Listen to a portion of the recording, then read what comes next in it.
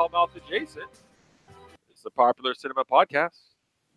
I'm your co-host Payne, I'm Bill. and welcome to episode 81. We're Bill, old. when I used to write down all of our intro, and that's the type of meticulous person I am. I actually write out it every time. You would think after 81 shows I wouldn't have to do it, but I write it Right. out every time sometimes. And I Okay. always seem to pause because I keep forgetting that I'm no longer at the Hellmouth. I'm at Hellmouth Adjacent. hmm It's a moment of pause. Totally different surroundings. You should really it should be easy for you to Oh yeah, this is definitely grasp. different surroundings. I mean, right now, I'm hoping that the people in my old place in the Hellmouth, I hope they're not cursing my name with going like, "What's in between these walls? Sawdust? Rat They're turd?" probably doing the same thing I used to say, which is like, let's just strike a match with this bitch and call it even. you know, let's just roll. Fuck it. Cut the losses. I should have sold the house and just changed my name, huh? Suckers, Right. sucker. Suckers. I'm just kidding, just in case this comes in as Exhibit A that I knew that it was a lemon. That's not true. I put a lot of blood, sweat, and tears into making that place nice for them. So, shout out to my real estate agent. Anyway, how are you, Bill? I'm fine. How are you? I'm good. I'm good. So we've got there's some things on here. I did some work. I was, you know, got the whole thing queued up. I know you've got some topics here. Let's start off with something small, something easy, Sure. something we don't own stock in. So Netflix is hiking up their prices. Oh boy. I should have known that this was going to make the headlines for you. I've Yeah, always, like 18%. yeah, and I looked at this. Now, I'm not the one. I'm watching True Detective right now, season 3 with what is it, Marshala Ali? Mahershala Ali. Yeah, whatever. Anyway, so he's walking through the store with his kids, and his kids are just like, "Can we go look at the toys?" He's like, "No." They're like, "Okay, can we buy a toy?" He's like, "No." They're like, "What if the toy's $1?" He's like, "No." Wow. Now, part of it is I'm there, like even $1. Like, anyway, the 18%, I saw that Netflix is raising their prices, but it's like a couple dollars. Is that a Right. problem? I mean, I know you're riding on my coattails for free, but do you find that to be an issue of them kind of jacking up the price? If I was the one paying for it and it was raised and you were the one freeloading, no, it would not be a problem for me. I, sit there and count all the pennies and watch all the quarters. I get so much content from them. It's still a steal. Raising another 18%, as you say. It's a Right. steal. I mean, I was lamenting this on the way on my drive back, to the studio. It's it's amazing how much I was paying for AT&T ATT Uverse. It was a ton of money, and I would have still been paying that amount of money, but for them to keep fucking around with my bill. If they didn't always keep going like, "Oh, that discount fell off, and so your bill went up by another $50," and then have to give me the same asinine conversation about what do I like to watch on shows so they can I customize a package for me, I would have still been paying for them. But for that, I find that with all the stuff that I have, I'm still in the what is it? Still in the Sweet black. sweet zone. All right. Yeah. What is the price point for you in which Netflix becomes less attractive? Right now, what are they up to? 7.99, 8.99. I mean, anything over 25 probably puts me in a position where I have to start questioning some of the other streaming services that I may have attached to myself. Oh, I think right. So Netflix is not ever going to get on the chopping block. It'll be the other little networks. Even though Netflix is the one that's raising the prices and the other networks aren't. I find that when Netflix starts to raise those price, those other streaming services better start shaking in their boots because I'm looking at them. With the, So now who's the company man? Because you seem to like Netflix can really just do anything, and you just seem to just continue to tout their praises. it's the same with you, like with Amazon. They've given you so much. What are you going to start using? Jet? You're going to start. What other service are you going to use? You're not. they've given you so much for so many years. It's like ingrained. They can start doing Sure. all sorts of stuff, but it's going to take a lot for you to leave your Right. house. But I'm not the penny pinching miser that you are. So in general, if they raise the price of Amazon, I'm just not going to blink an eye unless it's like $100 they raise it. You know what I'm saying? So like I don't necessarily pay as much attention to these little minute changes that I at least see that you take note of. Mhm. Uh, so so in other words, Netflix won't have to suffer. It'll be like DC Universe or HBO Now or whatever. Something else will have Yeah, to suffer for HBO you. Now, Hulu. I have Shutter. We have several more coming. Don't you have like the discounted Hulu package, which you get with your Sprint phone? So Actually, yes. you Actually, it only is pay like free. $5 a month for it anyway. Yes, yes, it's very true. So Really? Hulu's not going anywhere right now, but there's going to be more streaming services pop up, and so what I've been saving by going with a PlayStation View and having gotten rid of Uverse, I've saved a lot of money here, and um, I'm yes, I don't know. I'm still, as you said, in the sweet zone, Are you and happy with the way you've turned out with your new PlayStation View package? I mean, do you miss Uverse at all? Abs no, absolutely. I know everybody has to go find what works for them. Part of the reason why I had the PlayStation View was for the interface. Um, I miss the idea of live television where I can click on something and just hit the up or down button and it just goes instantly to that station as opposed to kind of clicking on something and then having it sort of load up. So, but Um, you get live local stations though, right? Like you get channel whatever, 19 News or whatever. yeah, yeah, but the whole idea is you still have to click on it. It's like we were raised. You go up to the TV knob, you turn it, and every time you turn it, it comes on, that station. This one, you have to search, you have to read it and go, do I want to click on this or not? Sometimes I just like to have the instant picture when I turn the So TV. instead of getting an instant picture when you click channel up or down, you get like a menu that tells you what's on that channel, and you have to click on the menu Right. It has selection. a grid. It has a grid that pops up, and it goes like from 8 to 12 o'clock, and it goes horizontal, and it shows you all the things listed under that channel So from you just can't alphabetical flick order. through the channels like you used to do. No, it goes from AMZ all the way down to WCW or whatever at the end, and you just kind of scroll through during that timeline, and if something catches your eye like Chopped, then you click on it, and then it pops up. It's the But if you same want, difference then. Instead of just getting a channel live, like seeing it, you just have to pick it from a yeah, it takes selection. a little bit getting used to, but I find now that I've grown, it's easy. It's easier for my woman to use it. She How does understands she it. feel about it? Does she miss Uverse or whatever she used to have? No, she had DirecTV. So no, she's adapted to it. She understands it. I don't think it's a problem. Okay. Um, so there's no going back for me. No going back for me. So I'd I be know because curious about what you're other saving people like have. 81 cents a month. Why would you go back? That's crazy talk. Well, it's not like I would have stayed with Uverse. I would have stayed with Uverse, but their business's practice, they were being too greedy with their stuff. That's the problem. They could have had my business. You know how it is with change. You don't mind. You sitting there going, I'll pay the money for it. I'll keep paying it. But when they start messing around, they keep jacking up prices, and then your husband comes to you and goes, "Why did our cable bill increase another $30?" Then you're just like, you know what? Causing trouble in my home. My husband is questioning the bills. You know what I mean? Well, but then here's the thing. When I start saying, okay, this is what we have to cut to save money, and it involves something he wants to watch, then it's like, never mind, we'll just pay the $30. Okay. So as long as there's something on cable that he can't get elsewhere, which there's a couple programs right now that he couldn't get on just a streaming service, then we're in the black over here. Okay. Well, when that changes, Yeah, probably. I mean, eventually it'll be like $350 a month for cable, and he'll be like, "This is ridiculous." So, there's another article that also came out regarding this Netflix. It was titled "How to Boot Freeloaders from Your Netflix." that's not very nice.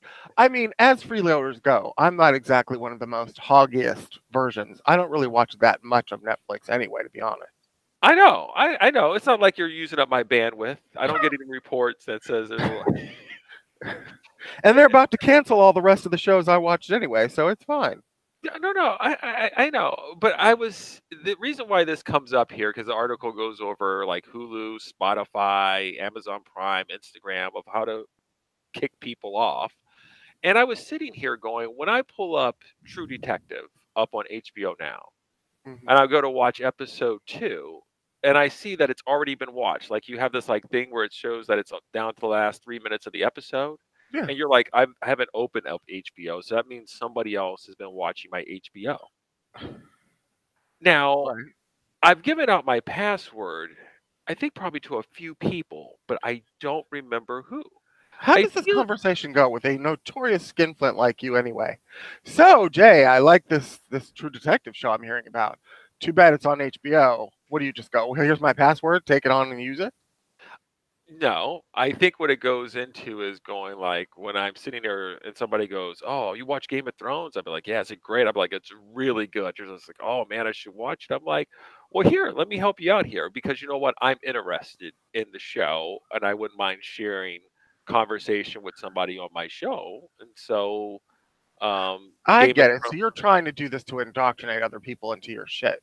in my shit, right. Now, if Right. they Okay. came to me and they said they wanted to watch what else is on HBO? Something I don't watch, like The Sun, the Moon, and the Stars. Right. I'm gonna be like, well, that sucks. Maybe you can like bootleg that shit. Get a VPN, figure it Wow. out, download it from torrent, dark web, but I'm not giving it to you. But if it's my show, And you're trying to get new viewers into it? oh yeah. Okay. If somebody came to me and said they wanted to watch The Wire or The Shield, I'd be like, here's all my passwords. Tell me about it. Call me up every day on the phone and let me know how it's going. Wow. Okay. But I All but I right. feel now when I'm on there and I see that somebody had watched the episode, I think there should be a courtesy that they should restart the episode for me as if they're like to cover their Maybe tracks. they don't know that has happened. When they're done watching the show, they just assume it resets. That's what I used to think.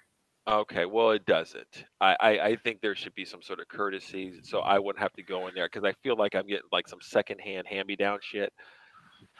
Why don't you just send out a group text to be like, listen, whoever's using my HBO, feel free to watch X, X, and X. However, please reset the episodes when you're done because this shit's on my nerves. Thanks.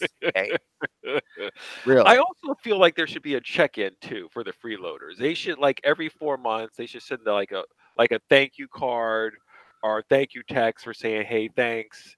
Your Netflix has been really helping me get through the winter months." That's what I need. I need some acknowledgement, not some sort of in perpetuity. You get my Netflix shit.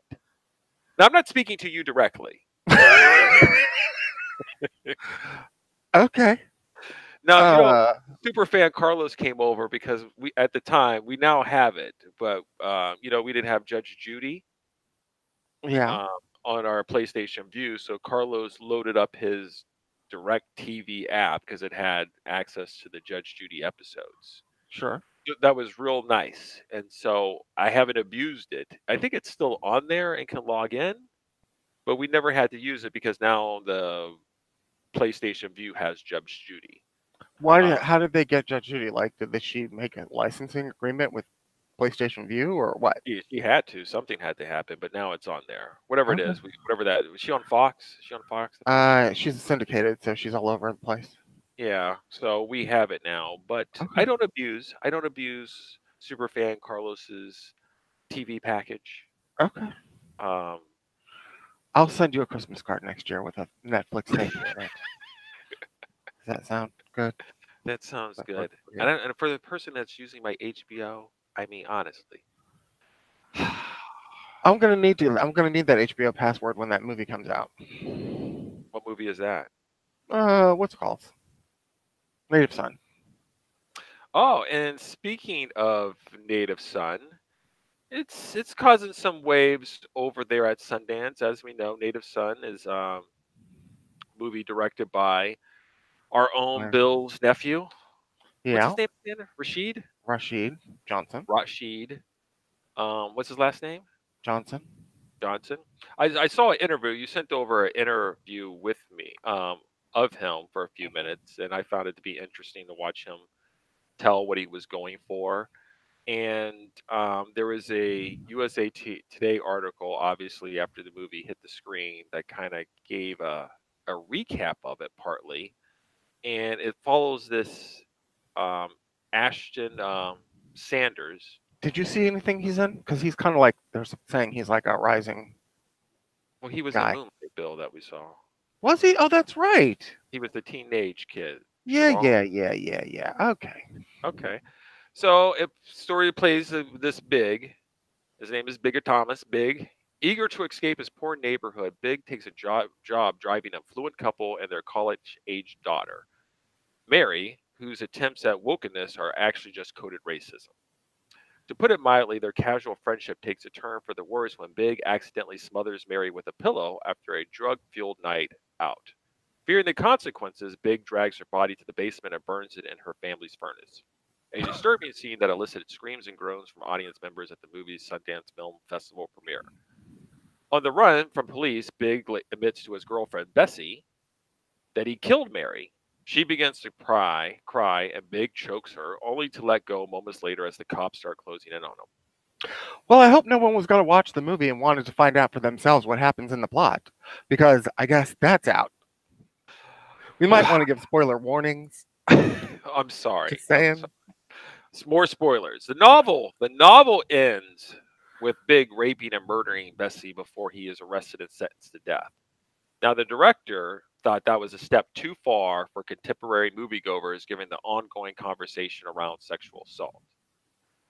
I know Superfan Melissa is going to sit there and preach to us, as always, that I can't judge the movie because I haven't seen it, let alone I haven't even read the book, Native Son. But the content seems kind of rough.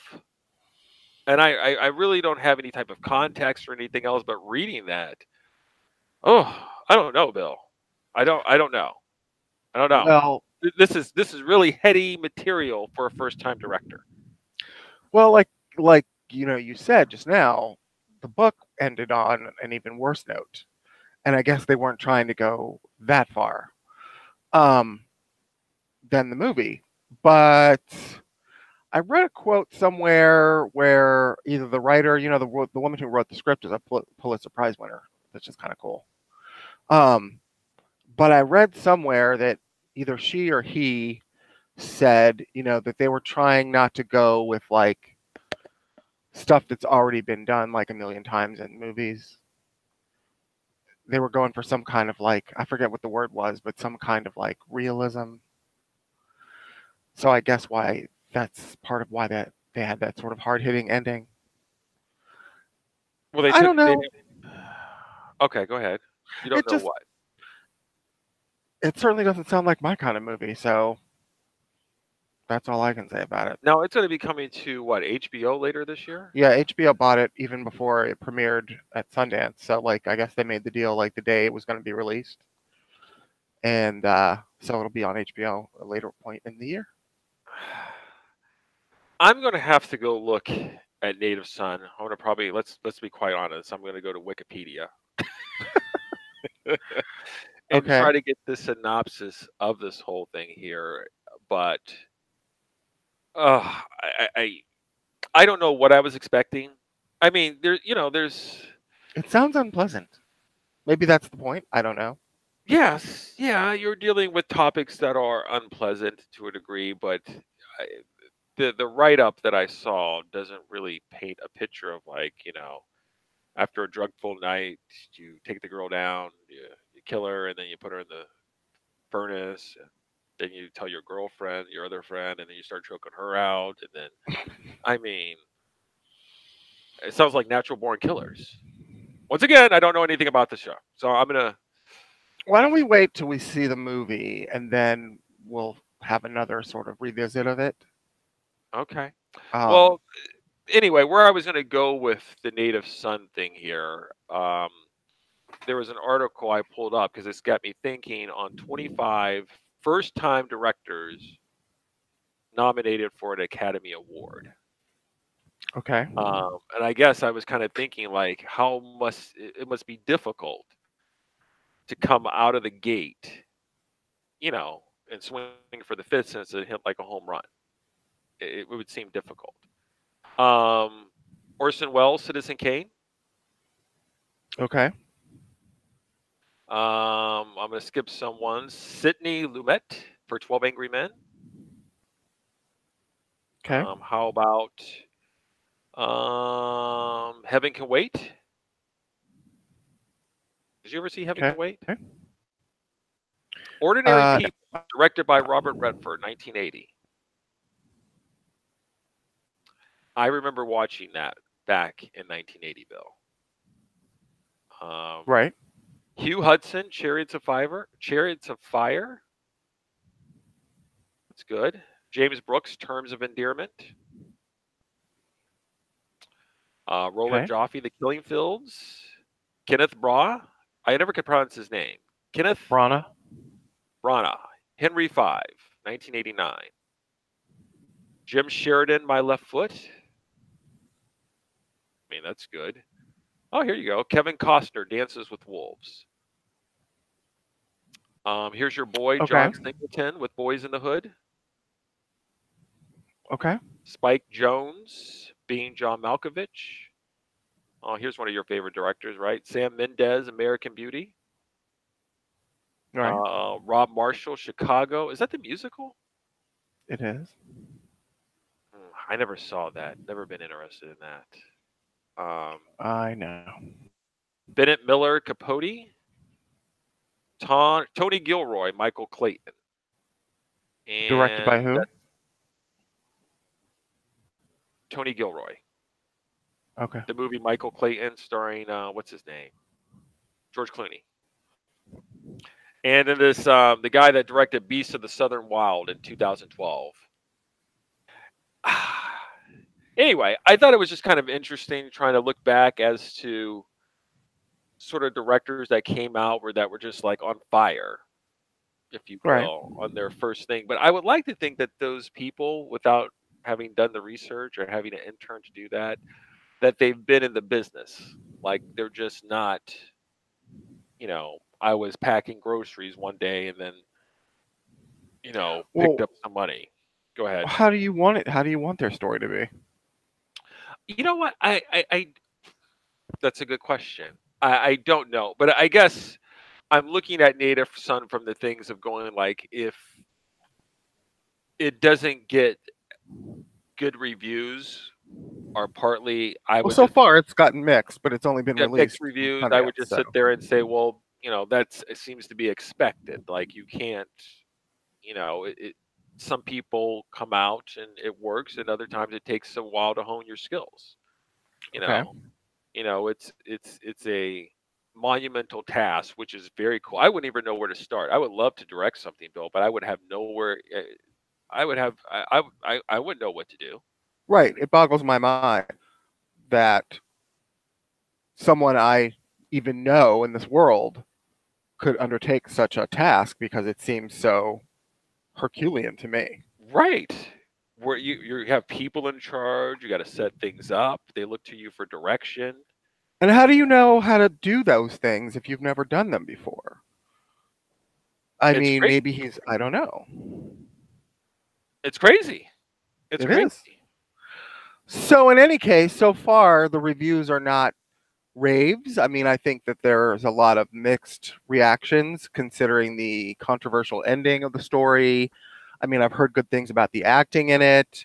I haven't necessarily heard a whole lot of feedback concerning the direction of it, but I just think, maybe it's one of those, like, it's a good start, but it's not like hitting it out of the park for people. And I don't know if that's because of the directing or because of the story or what, but I don't know if we're looking at another like Kevin Smith of Clerks here at this point. The curious thing now, is this one of those things of like, I just wanted to do this, or is this a career path now? Like, now that I've done this movie, I have the bug and I want to do more, or do I go back and do my own?